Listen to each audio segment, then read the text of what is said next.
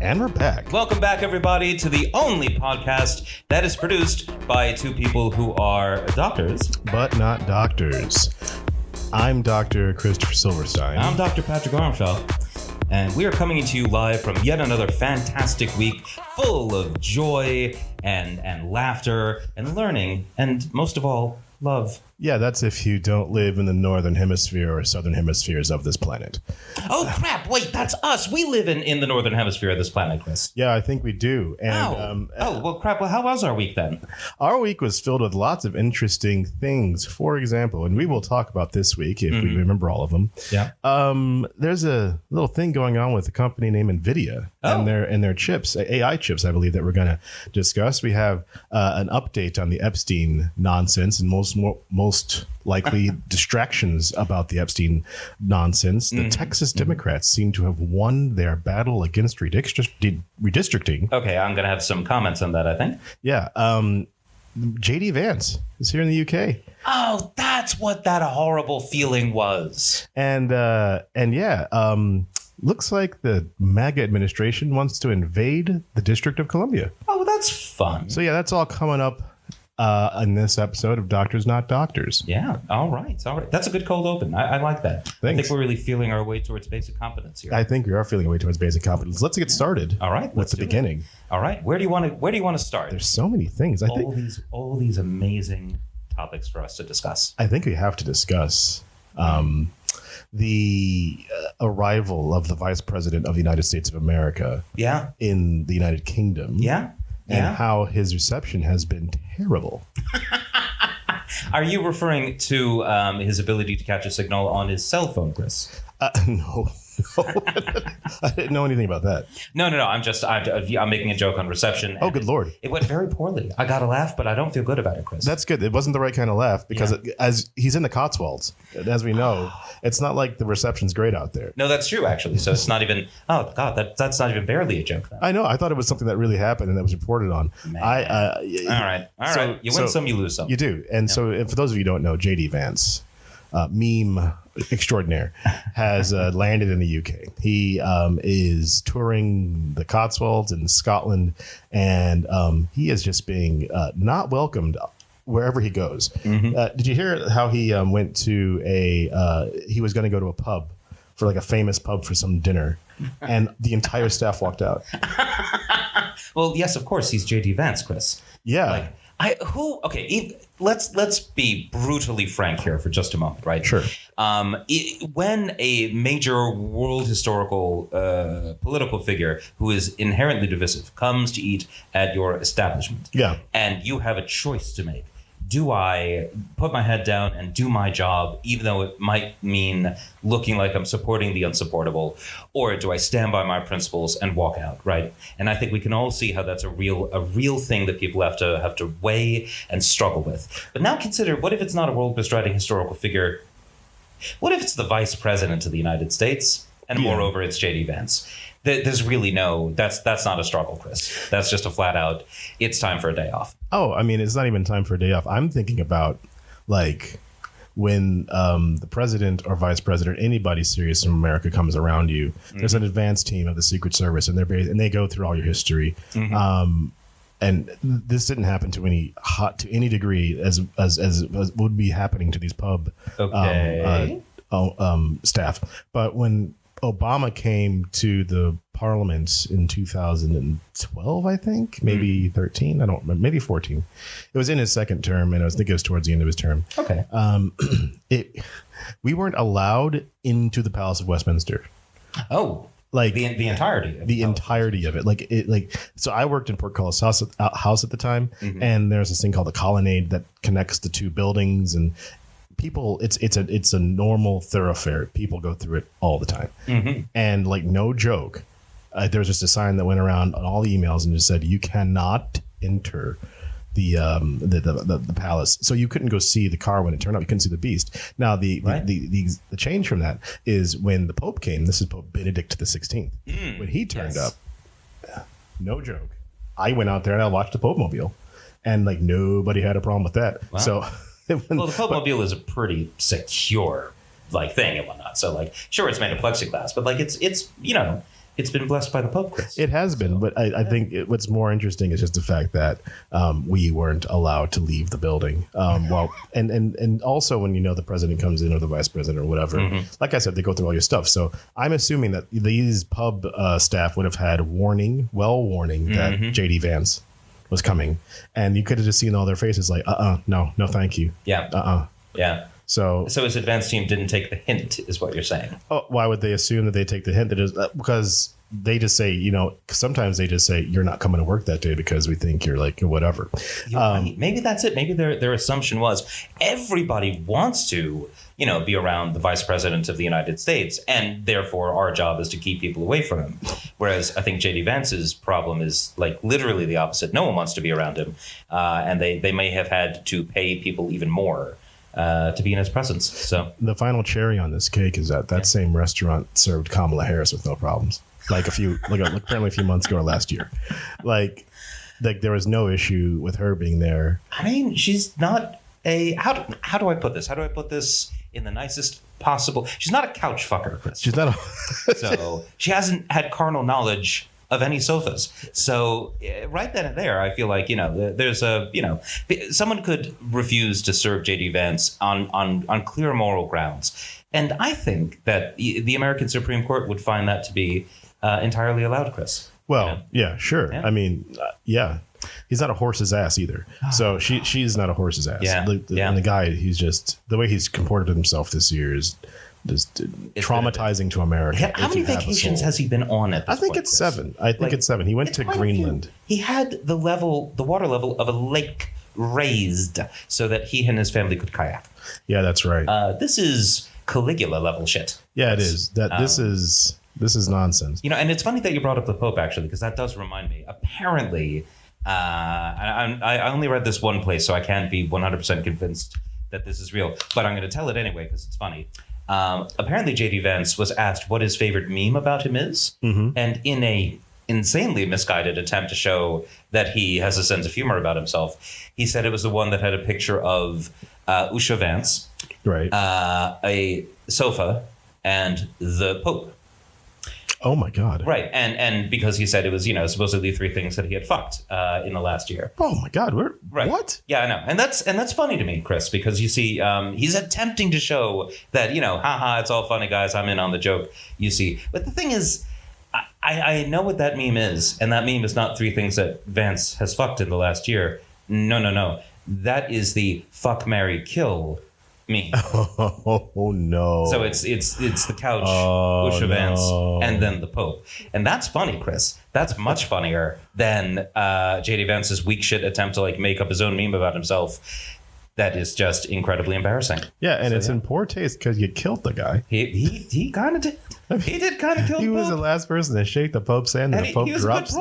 And he forced the Pope to come out. Pope's like, no, I'm sick. I don't want to meet you. Also, you're trash. And Vance is like, how dare you, sir? I'm the vice. The Pope is literally dying. And the Pope is like, okay, dude. You're the boss, I guess. You will see me on my eyeliner glory. You will. What a trash bag. Okay, so that's enough on what's going on here in the UK. There have been a few things that have been happening, but as we said last week, there is the Palestine Action issue that's been going around. So and that's probably worth a quick check-in. A quick check-in, sure, yeah. And so for those of you who haven't been following the news on this, there is an organization called Palestine Action, right? Yeah. And basically, they are a protest group. They were involved in some direct actions, one of which involved sneaking onto a military base and spray painting a jet, costing millions of pounds worth of damage. Yeah. And so they've been proscribed as a terrorist organization. Like you do. Yeah. But it wasn't just that attack. They have been attacking businesses that support the arms programs for Israel. Well, that's true. So, okay. Now, what kinds of attacks are we talking about, Chris? By attacks, I think small scale stuff, not bombs. No. It must be like what's it called? Those cherry bombs? No, not cherry bombs. No, what's the climate action folks? Oh, like gluing yourself? I am aware that it's non-lethal, non-threatening. It's just that they have been creating a lot of hassle for the companies that support the arms companies that support Israel. So this isn't their first offense. This is on a long line of like breaking and entering. And absolutely. Like that. Yeah. And so, but I think the interesting thing is that, to my knowledge, they have not engaged in or been accused of engaging in, even by the government, any kind of political violence against persons. No, that wasn't it. Not at all. No. So, which made it a little bit strange that then they were listed as a proscribed group, where someone's showing support for them, not just like joining them, but like literally saying, and this is going to be in quotation marks. I am not saying this. I want to be exceptionally clear for any and all legal purposes. I am not saying this, but if one were to say, I support, and then the name of the organization, because I want to be exceptionally careful here. Yeah. If you were to say that, you could be arrested and you could be charged and you could face multiple years in prison. Because you'd be supporting a terrorist group. Now, I happen to be in Parliament today, and for those of you who haven't read the bio, I work for the S&P Westminster Group, but all these opinions are my own. When I was in Parliament that day, they had lumped in Palestine Action with two other white supremacist groups when they prescribed them. And this is to make sure that people couldn't vote against the action, because to vote against the action would be supporting these white supremacist groups as well. Any way that you twist it, any way that you can say, no, in this particular case, it doesn't matter. Because that's the reason the government did it. You can try to get semantics into it, but when it comes to politics, semantics is very difficult. And I gotta say, like, just lumping in Palestine Action with violent white supremacist terrorist groups already strikes me as being insane, Chris. Yeah. It strikes me as being deeply offensive. And I think it's also as pandering to the right to say that we're being really, really, really harsh on this particular kind of group and not as harsh on others. So as Patrick said, it is now very dangerous for a person to say they support the group that we're talking about, because it's the same as saying, you support that somebody would support Hamas or another, an organization that has been prescribed as terrorist. And once you are put on that list, your life gets really, really, really difficult. Well, if you've been convicted of that offense, you've been convicted of a terrorist offense. Yeah. So you're basically the same as Al Qaeda. Well, yeah, like that's what this law, and that's the thing. And when this law was passed that allowed for prescription of political groups, one of the arguments against it was that it was so vaguely worded that it would allow the government to basically proscribe any group that they wanted, and that could lead to abuse of power. That could lead to the government abusing its position to be able to throw people in jail for supporting groups that the government doesn't like. And here we are, Chris. And here we are. Yeah. So over the past month, the two things have been happening, one of which is a court case, but the others have been protests in favor, or let me put it in more safe terms, against the prescription of the group. And the problem is that when you stand there supporting, or being more accurately against the prescription of the group, but saying you're against the prescription of the group by saying you're in support of the group, the police are put in a very difficult position, because technically they could claim that you are supporting a terrorist group. Right. Now, about 500 people so far were arrested at the last protest. Yeah. So 500 people were arrested for a terrorism charge. And I can't believe that we're using these words to describe the reality in which we live, Chris, in a country that is generally considered to be free and that values freedom of speech, and that values the rule of law. And so to have this kind of mass arrests of people who have committed no violence and who are, it seems, primarily activated by the idea that you shouldn't be proscribing a group as a terrorist group that has not engaged in what most of us would consider to be terrorism offenses, that this would lead you to face, years and years in prison. And you're right that this is going on at the same time as a court case, because, of course, the proscription was immediately challenged. And if you're going to be challenging a law like that, you'd be using a mechanism called judicial review. And if you're going to be challenging a decision like that under judicial review, what you're effectively doing is saying to the courts that the government has exceeded its authority. It's gone beyond the powers that have been granted to it by parliaments. or under, the royal prerogative. And if the government goes beyond its powers, well, then its actions are illegal. One of the really interesting things about this case is that it's still proceeding at the same time as we're seeing mass civil disobedience about it. If I were the government, Chris, I would be secretly hoping against hope that this case proceeds and that the government loses this case. Right. Because that's the only way out of throwing 500 people who are over 60 years old, primarily people who are, of advanced age and clearly no threat to anybody, who are engaged in civil disobedience, from throwing 500 people into prison. And it's not like we got a lot of extra spaces in prison.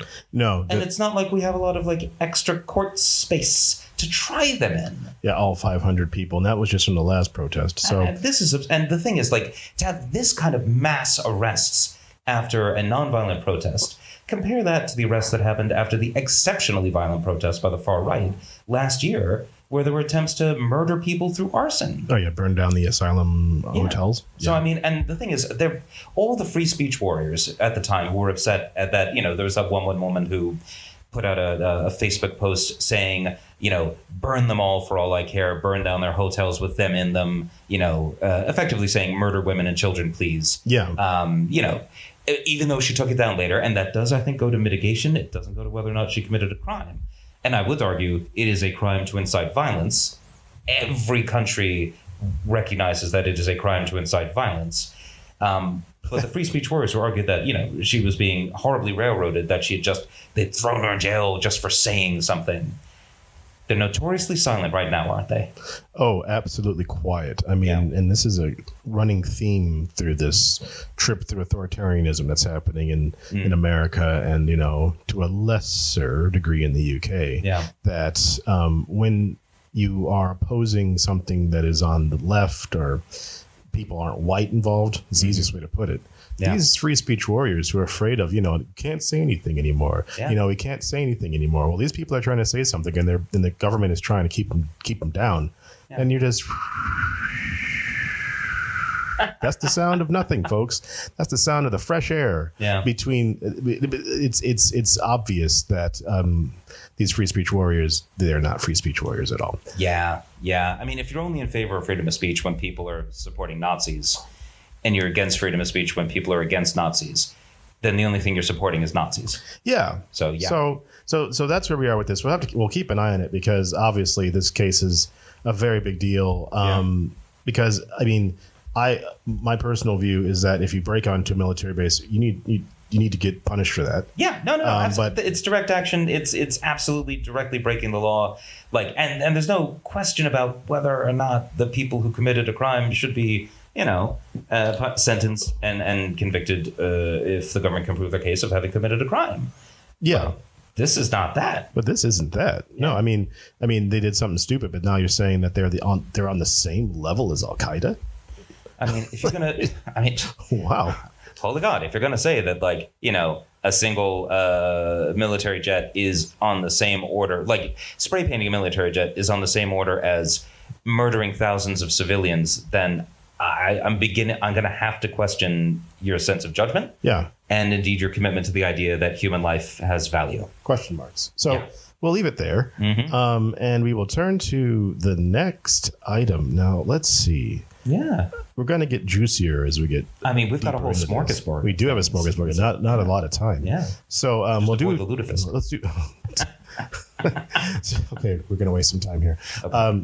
King of the Hill's on Disney Plus now. It is. Yeah. Wait, the old episodes? Yeah, the old episodes and the new. Oh, dude. So I finally watched the Lutefisk episode. Oh my God! It was the smelly man. I killed 50 men. Oh, Cotton Hill. Hill. Yeah, terrible father, wonderful character. Oh yeah, absolute gold of a character. And then you know what else I realized is that the world is being run by Dale Gribble now. Yeah. Everything that Dale Gribble is saying in the show that we were laughing at in the 90s, that's like government policy today. Yeah. Well, that's the thing. The lunatics are now running the asylum. The lunatics are running the asylum, which is another great episode of King of the Hill. So, what do you know? Let's take two in quick order here. Mm-hmm. All right. So we should do a quick update on the thing we talked about last week. Yeah. Which was the Democrats from Texas leaving the state. That's right. And to avoid giving the state house a quorum to redistrict Texas to artificially give the Republicans 5 extra seats in the next midterm. The gerrymandering war. The gerrymandering war. That is what this is now. It is a political gerrymandering war with full on, this is no longer a Cold War. It is now a hot war. Yeah. Yeah. So what I'm understanding is that they have now been out of the state so long that the special session that was called by the governor of Texas, Greg Abbott, not because of the dangerous floods in his state, which killed dozens of people. Why would you need the Texas legislature to deal with a state emergency? A state emergency. No, yeah, exactly. Apparently it's run out of time. It's out of time. That is one of the nice things about special sessions is that they are time limited in a much more severe way than like a normal session is, basically. And of course, that was the whole idea of the Democrats getting the hell out of the state, was that deny a quorum, run out the clock, basically. Now, does that mean it's the end of this, Chris? Has the final chapter been written? No, he has just yesterday issued another special session that started today. Now we're recording this. I'm sorry, it started on the 15th of August. We're recording this on the 16th of August. So he has once again called another special session to follow the orders of his master in the White House. To create seats to allow the legislators to choose their voters as opposed to the voters choosing the legislators. Yeah. So it seems that Greg Abbott will do what he's told and will keep the legislators in Texas, Dallas. That's the capital, Texas. No. It's Houston. Houston, right? Named after Sam Houston. Sure. We're going to check on that. But they're going to keep this up in the capital. Texas. I think everyone knows that now. That's true. Yeah. No, because there's so many big cities in Texas. Austin. So he's going to keep them. Yes. He's going to keep them in Austin. I feel really bad now, actually. I should know that. There's so many big cities in Texas. It's not like Wyoming. Cheyenne. That's true. Cheyenne is the capital. I'm just thinking back when I was like 9 years old and I made it a point to try to memorize all the state capitals and I failed miserably, but I gave it a good try. Texas was one of the easy ones. The hard ones were like, North Dakota. Pierre. Is it? I thought it was Bismarck. Bismarck. No, Pierre is South Dakota. Bismarck is North Dakota. Yes, you're right. Pierre is South Dakota and Bismarck is North Dakota. And it was named after the famous American Pierre Bismarck. Come on. Oh, wow. I almost thought you knew that one. Okay. Yep. So as we brush up on our state capitals, so he's decided to call this, and he's going to keep people coming and staying in Austin until he's able to figure out a way to make Trump's wishes come true. So we'll have to keep watching this space because, again, it's a waste of time and it's also horribly unethical. Now, those of you listening who say, but Illinois does it as well. Of course they do. Because it's like if you're going to be in a political fight and one side is got barbed wire on their boxing gloves and you're like, I'll be using pillows because that's the nice thing to do. And they're scraping up your face and they're kicking you in the junk and they're pushing you over and out of the ring. And you're like, well, let me get back in with my pillows. That's not going to happen. Yeah, you can't really fight harder with the pillows. No, you can't fight harder with the pillows. And then they bought the ref. Yeah. and now they're building the ring and they're on your side of the ring. There's no mat. It's just a bunch of wooden boards with holes in them. So you have to look at where you're walking and they have, soft and they have guns now, whatever. But that's the thing, Chris, is that I think for a lot of centrist pundits, right? Yeah. They seem to be very concerned about the idea that, but if the Democrats hit back, then that would lead to a very bad equilibrium where both sides are hitting each other, right? Yeah. But if you're really worried about creating that kind of equilibrium, then the person you should be focused on is not the person who is responding to the violence, but the person doing the violence. It's like all the people who are anti-war and really want the war in Ukraine to end specifically by Ukraine giving up so that Russia gets everything it wants. Yeah, and that's not really anti-war, is it? No, it isn't anti-war. All these people are like, oh, Trump is going to be anti-war, and he has not been. No. I mean, and as we move back to this, the subject of redistricting, Gavin Newsom has now put out his plan to basically to temporarily suspend the independent districting commission in California to create all of these hugely Democratic seats and leaving only maybe 2 chances for Republicans to get seats. People have done the math and they're like, listen, the Republicans lose this war if every Democratic state decides to do what Newsom's doing, and Pritzker does, and if the Democrats in these states and in these legislatures decide to really stop playing by the conventions of you should be nice. No, the Republicans lose 9 times out of 10. So it's something else that we'll be looking at because it's going to be a long summer for the Texas legislature. Yeah, as they can't do anything until Trump allows them to go on vacation, but he's let JD Vance go on vacation because JD Vance is here. Well, of course, yeah. Well, JD, he works so hard, at keeping that well-groomed scruff of his. Yeah. So yeah. I think he shampoos his stubble. I don't know why that disturbs me, but it does. It should. Yeah. And next up on the list we have let's talk about NVIDIA. Yeah, all right then. So this is fun. Okay. And this is one of those things you're going to want to file under, the fun intersection of politics, economics, and mafiosi. Yeah. So basically, the deal here is that NVIDIA and ADM are 2 manufacturers in the United States of very high-level computer chips. NVIDIA in particular has been in the news a lot because their chips are of such quality that they are very, very important to the use of AI. Basically, AI models are incredibly energy intensive. They rely on blisteringly high numbers of calculations per millisecond. So you need seriously good hardware for that kind of thing. And that's where NVIDIA's chips come in. This is one of the reasons why gaming video game cards have become so incredibly expensive and sought after, is that they're being used for AI. They're being used for Bitcoin mining rigs.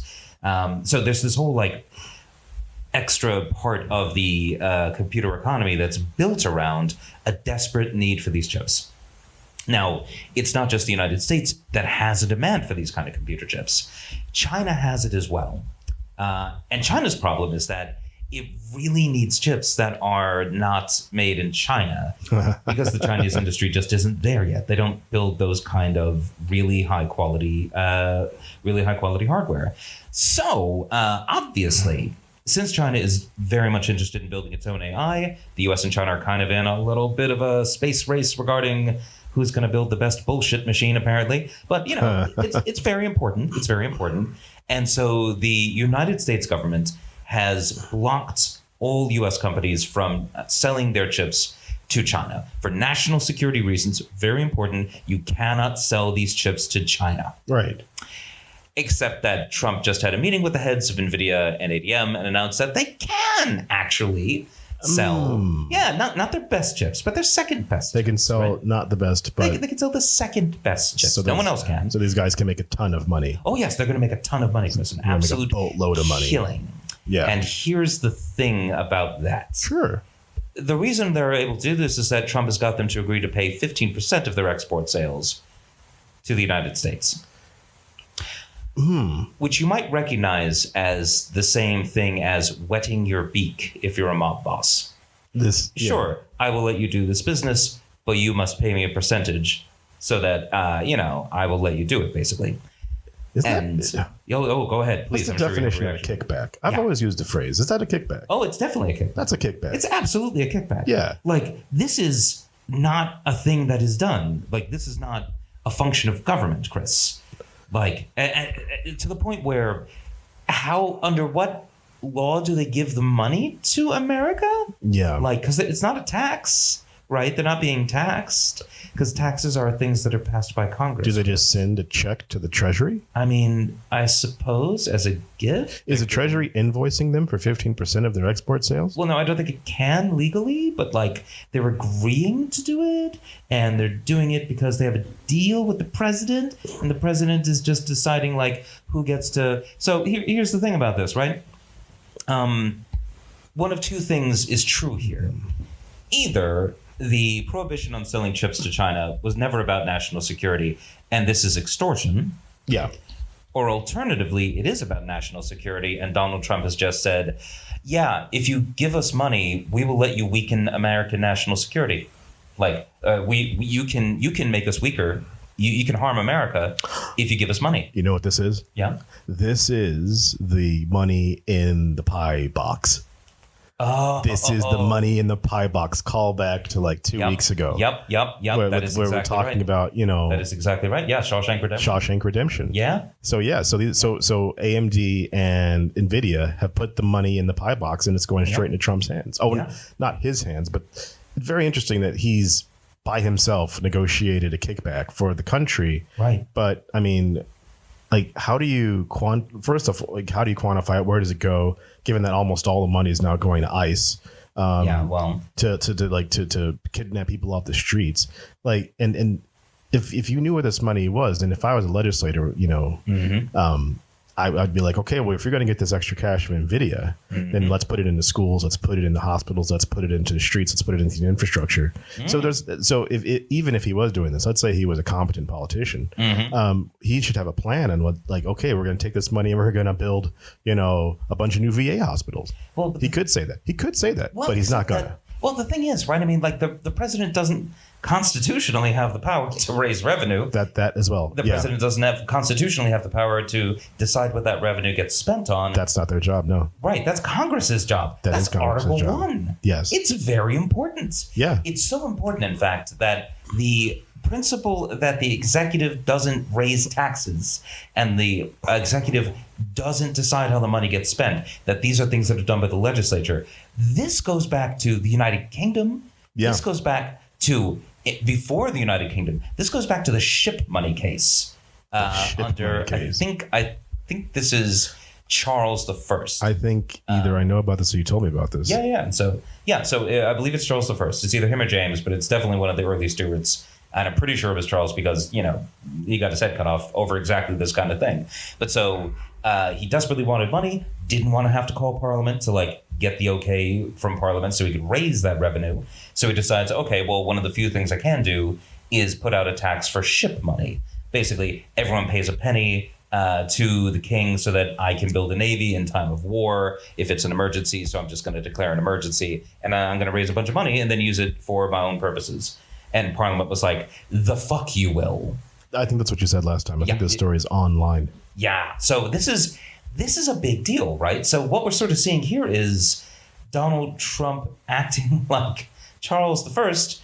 And God, I wish he knew history better because he might have thought better about that kind of thing. Maybe he doesn't want to do that. Yeah, maybe. Maybe he doesn't want to be that Maybe guy. That's a box Pandora doesn't want to open. I don't know. Who knows? And that's not even the really big problem here, right? From a constitutional standpoint. Sure. So if you've got your pocket constitution, if you happen to have it, open it up to Article 1. Yeah. And, check out section 6. And what you will find is something very interesting indeed. Section 9, and this is paragraph 5. What it says is that Congress cannot have pass what's called an export duty. You cannot have a tariff on exports. Oh, no. Yeah, that's the thing. You can have tariffs on imports, right? Right. That's constitutional. That's legal. It's dumb, but you can do it. But you can't have a tariff on exports. You cannot charge American companies to sell their goods abroad. That's just black letter law. There's no interpretation about it. And so isn't Trump doing literally that? He's charging companies to sell to another country. Well, he can do it as long as Congress refuses to act. So he can do it as long as the Supreme Court is willing to pretend the Constitution doesn't have any meaning. But we were discussing this before we started. Somebody has to act upon this action. Yeah. Right. And so what we're saying is that there are going to be other companies that are making AI chips who are still subject to this law. Right. Who cannot sell their chips to I'm China. Bob's AI chip company, and I'm in third place behind NVIDIA and AMD. Oh, congratulations. Thanks. And I really love to sell my chips to one of the biggest markets in the world. Ooh, that's China. Oh, but I can't because there's this law. But national security, Chris. National security. Yeah. National security. I don't give a shit about national security. I want to make all that money. Well, I guess you'd better have a private meeting with President Donald Trump and, give him money, because that's how all the best. Give the state money, because obviously it's going to America, but America doesn't have the right to tax the money that I'm sending to, or the money that I get off of selling. Not a tax. Definitely not a tax. Not a tax. So, and of course, this meeting between Trump, NVIDIA, and AMD, who else is in that meeting?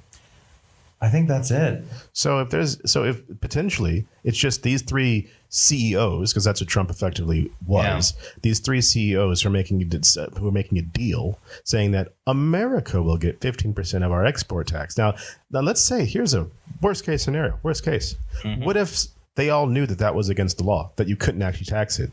So they come out with this idea that, placates the people saying, oh, we're going to get all this money. Whoopsie, it's illegal. We can't do it. Surely it would be dumb not to have any money change hands in that negotiation.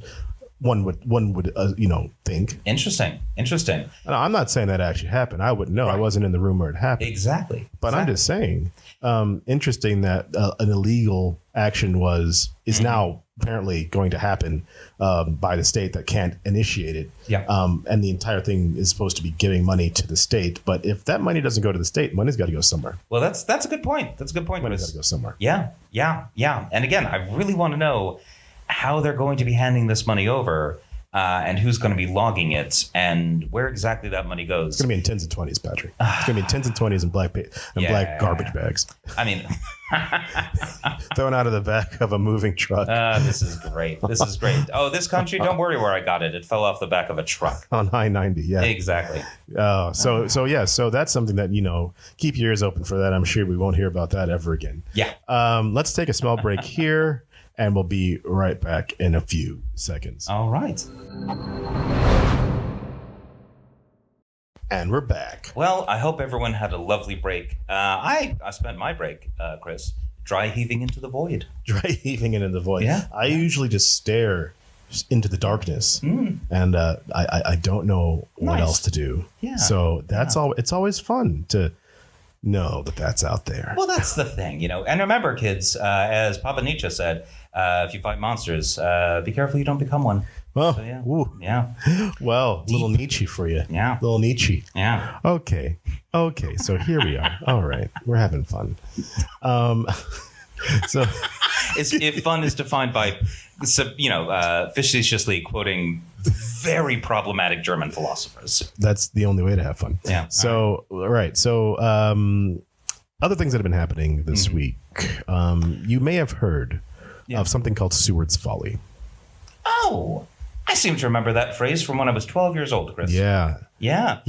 So Seward's Icebox, I think it was also called. Seward's Icebox. Seward was a senator, was he not? He was. But at the time that this all went down, you see, he was Secretary of State, I believe. That's right. He was. Now, why are we bringing up Seward? The reason that we're bringing up Seward, and this is really important, it's because Donald Trump invited Vladimir Putin to the United States of America.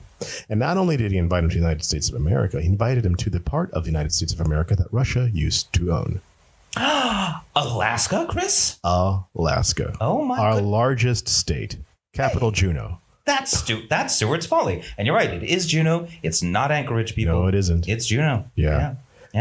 So in case you didn't know, as the Ukrainian war still is ongoing, is still raging, and people are still dying, and Putin is still killing, civilians left, right, and center. Yeah. Trump has been trying to end this war in the only way that he knows how, and that's by capitulating to the richest guy in the room. Yeah. And he's been trying since the beginning of his presidency, which, by the way, 24 hours after he became president, he was supposed to have had this thing done and dusted, sorted. And that's going to be at the same time that he's supposed to have sorted out Gaza as well. Done and dusted, sorted out both times. He has yet to accomplish either thing. And so this is another attempt, or was another attempt by him to get a Nobel Peace Prize. I've heard scuttlebutt on the internet that he actually called the foreign minister of Norway to ask about getting a Nobel Peace Prize, and may or may not have threatened tariffs if he doesn't get one. Yeah, and I would be less willing to believe such a thing if Donald Trump had not, when announcing the Kennedy honors, said that he was so upset he hadn't gotten the Kennedy honor that he just decided, I'm just going to become the chairman of the Kennedy Fund, and I'm going to give myself a Kennedy honor next year, maybe. Let's take 2 seconds. I mean, we don't have a lot of time, but my God. Yeah. It's just... This is insane. Yep. He's the president of the fucking United States of America, and he's going to host the Kennedy Center honors, and he's not even good at it. No. I mean, these are wonderful people. Each one of them can do the music really good, except for me. I'm obviously perfect at the music. I got to tell you, if I were George Strait, and George Strait is, from what I understand, a conservative man, or at the very least has a fan base that is quite pro-Trump, and he's not against his fan base, certainly. And he's someone with a very long career in country music and is generally considered to be like a major, major force. He's someone who could legitimately be honored by the Kennedy Center. And I got to tell you, if I was him, I'd be pissed that he's going to get it from Donald Trump during the Donald Trump clown show. Yeah. Yeah. Apparently, I heard that Tom Cruise may have been offered one, and Tom Cruise said no. Yeah, well, I'm going to steer away from this impossible mission. Hey-o. Wow, well done. Hey-o. I was going to make a joke about Scientology, but it wasn't going to be any good. No. So I'm really glad you had that one, Chris. Steer clear of that one. Yeah. So I said, it was a quick diversion. Back to the more serious thing. Yeah. So today, was it yesterday? It was yesterday. Sorry. I've been moving house. Yesterday, Trump and Putin both went to Alaska. Yeah. And these are the things that came out of it. Mm-hmm. Putin got to ride in the Beast. Putin got to hang out with Trump. They talked for 2.5 hours. Mm-hmm. And then everybody went home. Wow. That is literally what happened at this make or break summit to end this war. Putin basically became not the first president, I'm sorry, but he was basically allowed to re-enter the United States as isn't he a wanted what's it called? International criminal? Yes. He's a wanted international criminal. Yeah, no, Interpol has a warrant for his arrest out there. He's, my God, the International Criminal Court has got him eyed up. But of course, the United States has not signed on to the International Criminal Court on account of it doesn't want any of its war crimes getting you never prosecuted. know. You never know. The U.S. is can't sign up for a thing that I'm going to get busted for. Yeah, I gotta say, it's the kind of thing that doesn't look good in retrospect, and certainly doesn't look good at the moment. So no. Yeah. So the outcome of this event was nothing. And over here in the UK, every day they were talking about it. I mean, this was the thing of the week. Trump and Putin together at last with no Zelensky there again. So I went into this thinking that Trump was just going to come out with a plan that was going to screw over Ukraine. But, I don't want to say to his credit, but it is interesting how when this all started, Trump was doing everything that he could to make Putin happy, to make him feel good, to say, listen, I don't care how many countries you invade. Yep. I just want their money. I just want their materials. Yep. And then Putin would just embarrass Trump at every turn. And I mean, even when he got off the plane, remember that when Putin got off the plane and people were like, well, you stop killing civilians. Putin just looks at them and just like, I can't speak English. I don't know what you're saying. Which is very funny because he is absolutely fluent in English. Fluent because there was a press conference at the end where they took no questions, but Putin was shooting out words in English all the time. Yep. Yeah. What the hell's going on? So he's arrived there, taken no questions, given nothing up. Yep. And then he went home. Well, apparently, what he made clear his demands to his regional branch manager, Donald Trump. And the demands are that he gets all of Donetsk and Luhansk. Oh, that's right. Despite controlling only 70% of each of these provinces. So that would mean Ukraine having to give up the rest of them, which includes many large cities, which includes just, thousands and thousands of Ukrainians who now would have to live under Putin's rule, which is not, it hasn't gone well for the Ukrainians who are currently under Putin's rule. No. If think things like the massacre at Bucha are bad, you might agree with that. So that's not great. And in exchange, he's willing to, and you're going to love this, Chris, he's willing to freeze the front lines in the rest of Ukraine. That's right. Yes, freeze the front lines. Yes, exactly. So Ukraine gives up more territory. Russia gives back absolutely nothing. And this is somehow something that Donald Trump thinks is like a real good start to the negotiations. Like, things are going really well. They don't have a deal. There's no deal until there's a deal. But, you know, he apparently thinks that, you know, this is a very productive meeting.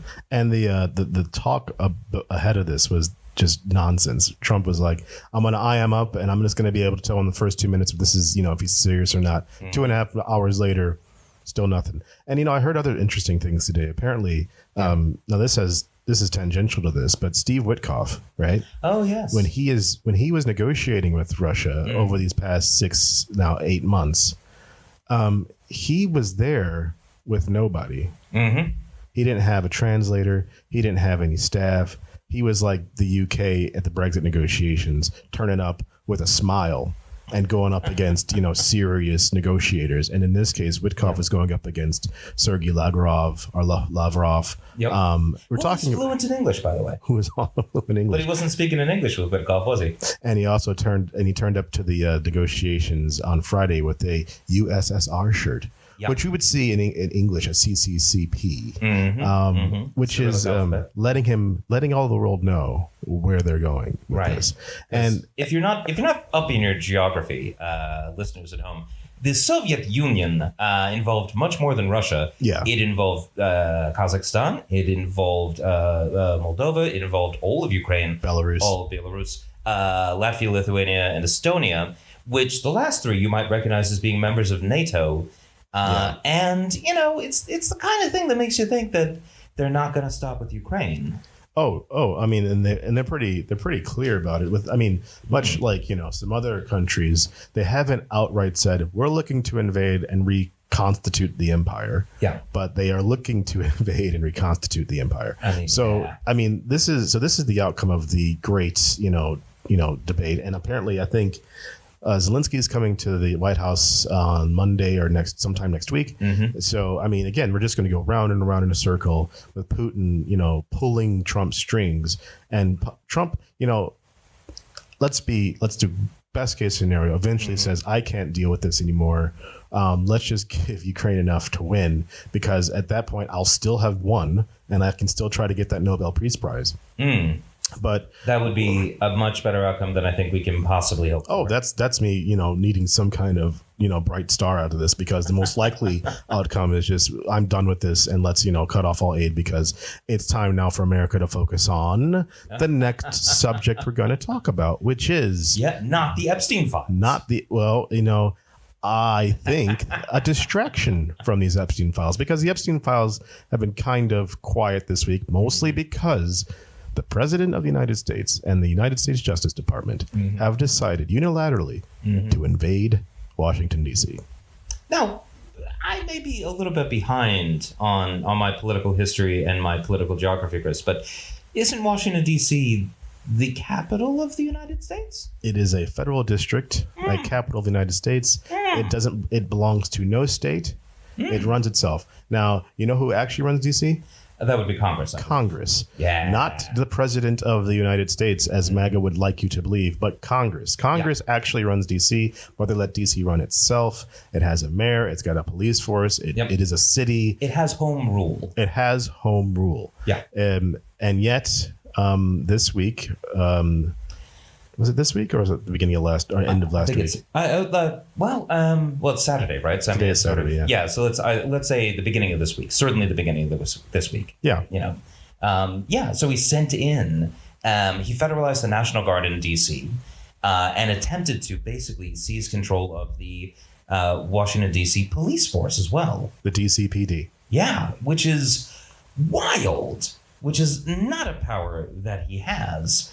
And in fact, it's so much a power he doesn't have that when DC immediately sued to ask what the ever living fuck are you talking about, and the courts made it clear that this is not going to go well for you. The Trump administration has already backed off of that last bit. They backed off of seizing control of the police department. Well, also you got to remember his reasoning for taking over the city. Yeah, why is he instituting martial law again? He's instituting martial. No, he's trying to kick out the homeless and stop crime, because crime in D.C. is at a 30-year high, according to him. Now, here's the problem. According to people who know facts and the facts, it's actually at a 30-year low. Oh, I see. So, maybe he had the graph upside down, Chris. He's got a lot of graphs. Maybe he doesn't know how to read, and he doesn't understand that up means up on a graph. So I don't know, I'm sure there's a perfectly rational explanation for him deciding out of nowhere that Washington, D.C.'s crime is such a huge thing and that it's clearly an emergency. Surely something must have happened that convinced him that, a 30-year low in crime is actually a 30-year high. I believe that the precipitating event that caused this belief in the massive 30-year spike in crime was because a friend of the show got into some trouble. This friend of the show, Chris. Friend of the show. Would his name be? Testicular enorme. Testicles, Roman god of scrotal itch. Testicles. Big Balls. Big Balls is back. Big Balls. Oh, we've missed Big Balls. That 19-year-old jackass who has killed thousands of people by cutting U.S. aid. Maybe. Yeah. Maybe, but probably. Yeah. So Big Balls got attacked, didn't he?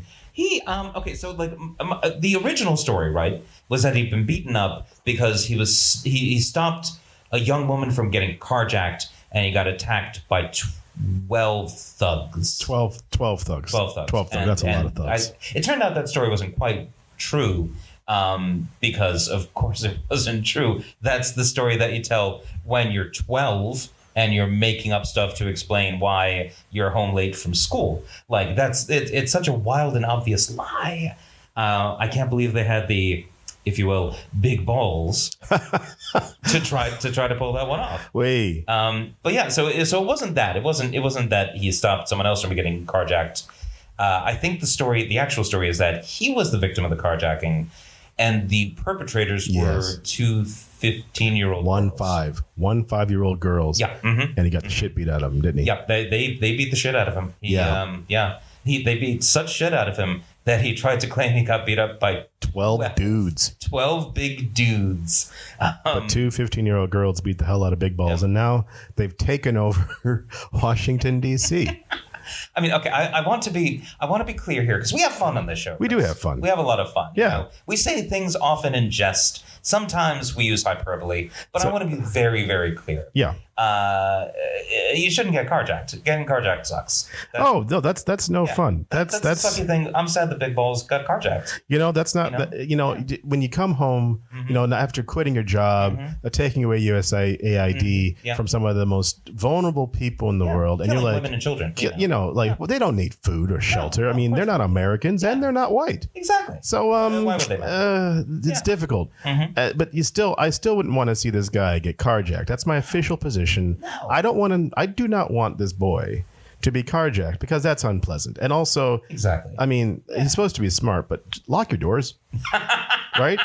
Like, how do you? I don't know. I do have to wonder about the logistics of carjacking. Like, how does that work? Let's say open the door and pull him out. I mean, gun in face. But they have to open the door, so you got your doors unlocked.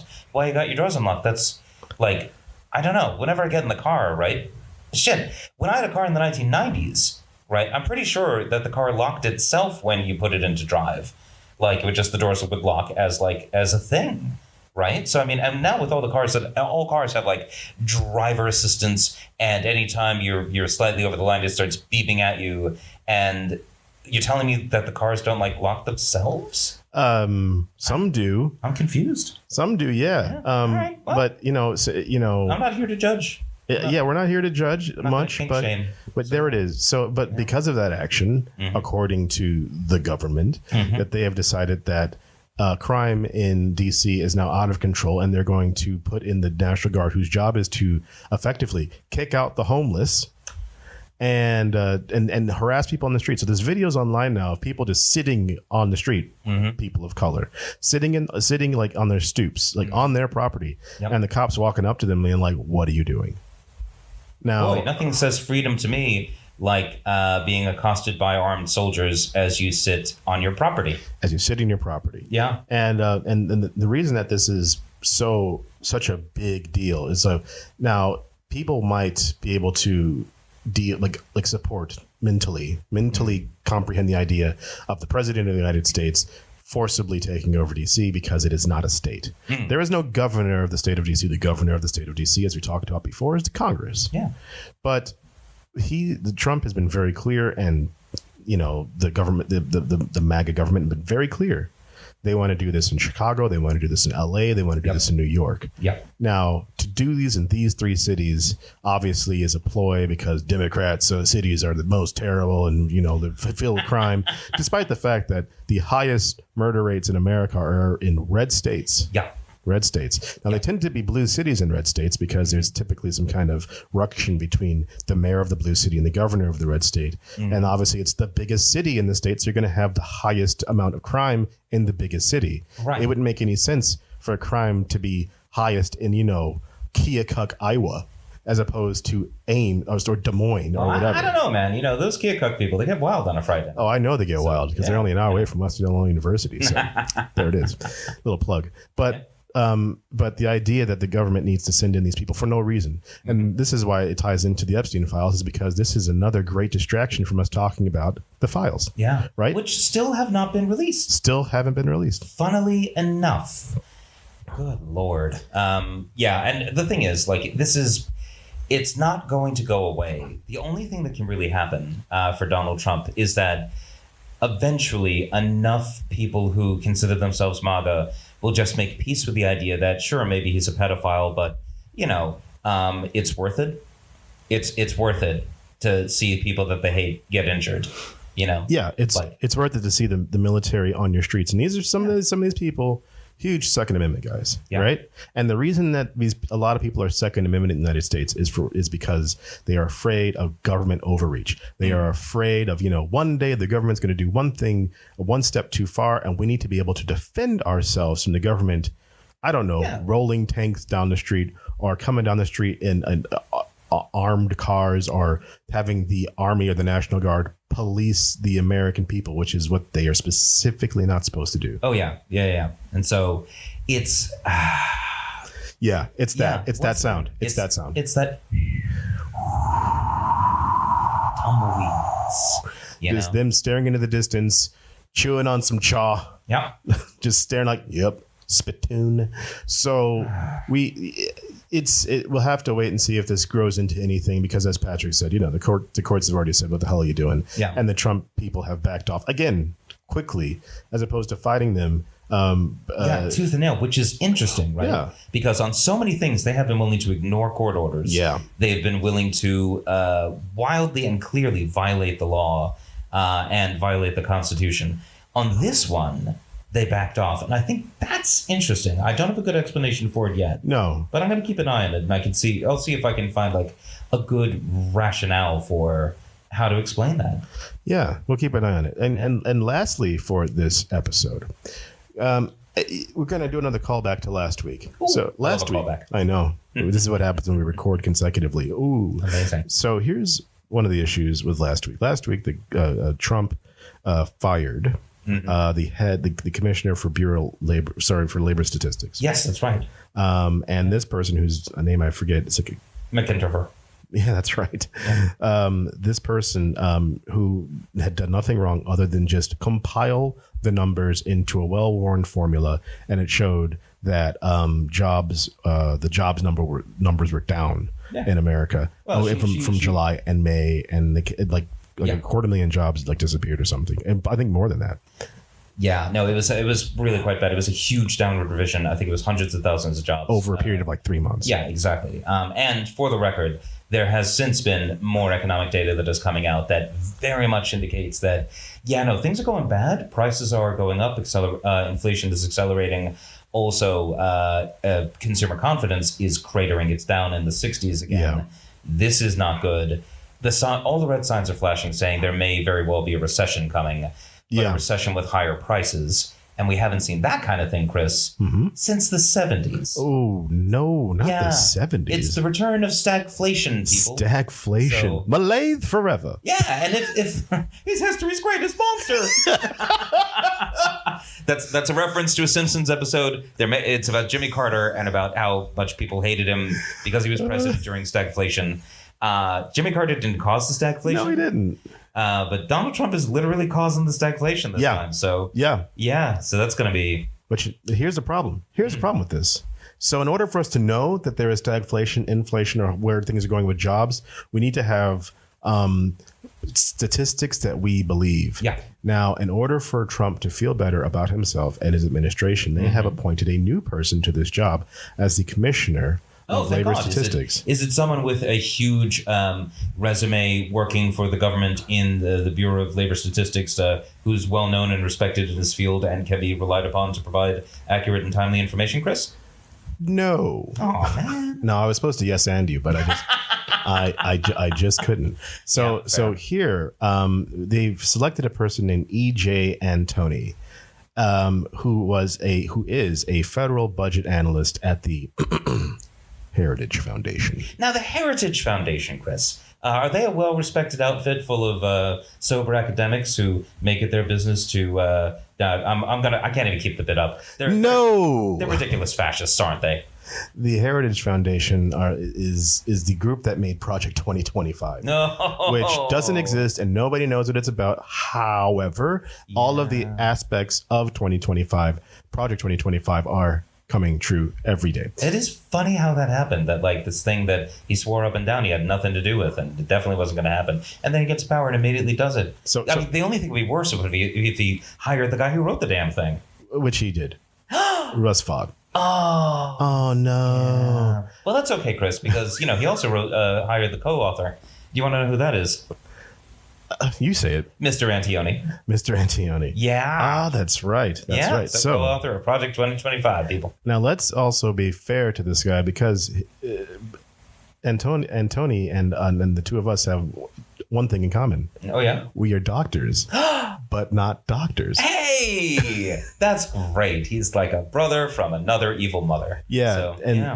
So basically, this guy has a PhD in economics, which, hey, is off for him. Congratulations. Yeah, exactly. Although we should probably look into that. To something. And see what that's all about. Yeah. Well, I mean, the thing is, getting a doctorate, it's a lot of work. It's a real, it's a mark of your dedication to getting through your program. It is not necessarily a mark of genius. No. And I say that because I have a doctorate and I am not a genius. I think there's a couple of things here though. Like getting a PhD is not easy. No. And it takes a lot of hard work. But, absolutely. And obviously there are different fields you can go to and different kinds of like expertise that you can have. Mm-hmm. But there are easy ways to get it. There are ways that you can try to scam your way to a PhD. I don't know if this guy has done it, but there are lots of people. I'm sorry, not lots of people. One I'm thinking of specifically, but I keep his name out of it right now. Probably because he was in the government at some point. Yeah. But you can claim, basically, if you get a PhD, you can claim almost anything if it's tangential to that PhD, And he's, and the thing that I keep on thinking about with this particular person is that his thesis is under lock and key. You can't see it. So what we're going to do for the next episode is see if we can find this guy's thesis. Oh, we've got homework. Awesome. Yeah. Because if we can find his thesis and it's not under lock and key, then we can see if this guy actually knows what he's talking about. That would be really, really good. I would love to do that. Also, do we know where he got his doctorate from? Oh, my God. If this is the right guy, that can't be it. Oh, I found it. Yeah? Oh, you found it? I found it already. And he got it from Northern Illinois University. From where? Northern Illinois University. Northern Illinois University. Yeah, this is the same guy. The Fiscal Triumvirate: analyses of crowding out from deficit spending, of domestic migration, of state taxes, and of the relevance of credit ratings on municipal debt yields. That's okay. That sounds like three different things. I'd be very interested to know how he's going to link all that together. Yeah. Okay. But if this is the right guy, we'll have to do more work. But we'll see next week where this is at. But we'll get back to you, people. We'll get back to you. But the point being is that this guy, after this, much like us, has not put out any significant academic work in the world of economics. Yeah. But his claim to fame seems to be that he worked at the Heritage Foundation. Yep. So end of list. That's not great. That's not great because that says to me that you might not be getting a straight shooter who is concerned with accuracy and truthfully evaluating claims, but rather someone who has an agenda and is perfectly willing to massage that information to get that agenda, to move that agenda forward. So that's a problem, right? Because Trump has already fired someone for giving him bad news. Everyone is looking at him now and saying, okay, well, whoever he puts in, we can't immediately trust them because we can't trust the numbers that come out, because if they're bad, he'll just fire the person who puts them out, right? So if they're good numbers, maybe they're fake. That's the problem. Well, that's it. And so you'd think that in that circumstance, if Trump were really worried about that, he would put in someone who was, unimpeachable instead of this man who was a literal peach. Oh, it gets better because he said that. All right. He's criticized. This is from the BBC. Mm-hmm. He has a PhD in economics and has previously criticized the BLS, questioning its methodology and calling its statistics. And this is a economic term here. Phony baloney. Oh dear. Phony baloney. Oh God. Okay. All right. So this is a guy who doesn't understand the first thing about how those statistics are compiled in the first place. Either that or he's just willing to say wild shit that isn't true because he works for the Heritage Foundation. He's not beating the allegations here, Chris, is he? He's not beating the allegations. And, we can take a look at his thesis. And see if it makes any sense. I'm not going to disparage the good people at Northern Illinois University. No, absolutely not. Maybe he did a good job, right. But he's just, a shitbag now. Who knows? Mm-hmm. Yeah. So I think we'll be back next week. It's a bank holiday starting next weekend. From Friday until next Monday. Nice. So you should get out there if you live in the UK, do something fun. Exactly. Now that the heat wave is over, you can go outside without sweating to death. Yeah, listen. If you're into sweating to death, sorry, man. Sorry about that. People sweat. It was a little bit hot here in the UK, and you know what? It's fine. But everyone else is like, oh, it's so. I'm like, you know what, guys? You got to have to get used to it. Climate change is happening. It's 90 degrees, Chris. I grew up in Florida. You grew up in Florida. I moved to London for the weather. I came here for the weather, Chris. I want cold and rainy and wet, and I'm not getting it. And I am deeply displeased. I'm going to write my MP. You should write your MP. I am. Yeah. I'm going to register a complaint. You should register that complaint. Yeah. But that's it for us this week as Patrick recovers from his horrible 90-degree weather, or as they say in Celsius, 4. So, as always, I'm Dr. Silverstein. I'm Dr. Armshaw. And we are doctors. Not doctors. Good night.